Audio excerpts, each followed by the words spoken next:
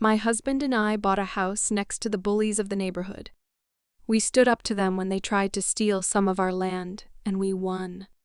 We invited the neighbors, I'll call them Joe and Rose, to dinner. They were quite chatty. They told us what they thought of every neighbor on the block in not very complimentary terms.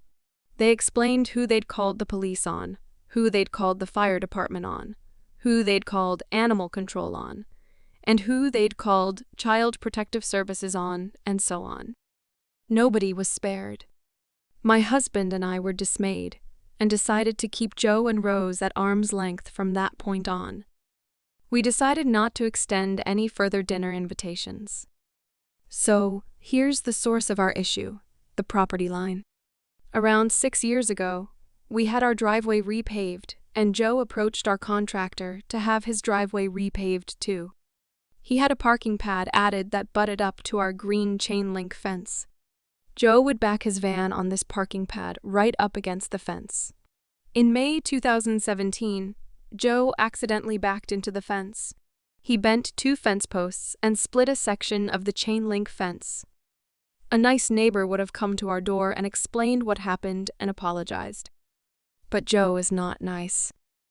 We discovered the problem when our 3 dogs escaped through the split in the fence into his yard. It didn't take us long to see what had happened. Later that day, we asked Joe to explain what happened. He denied everything while leaning against a rental car. We did get him to acknowledge that the damage must have come from his property, given the direction of the damage. Explain what happened. He denied everything while leaning against a rental car. We did get him to acknowledge that the damage must have come from his property, given the direction of the damage. But he claimed it must have been his snow removal guy who hit the fence months ago. There were no offers to compensate us for the damaged fence. Sadly, I believe he lied because he's at an age where he's worried about losing his driver's license. My husband simply used wire to repair the fence to secure our yard. We let it go. That should have been that.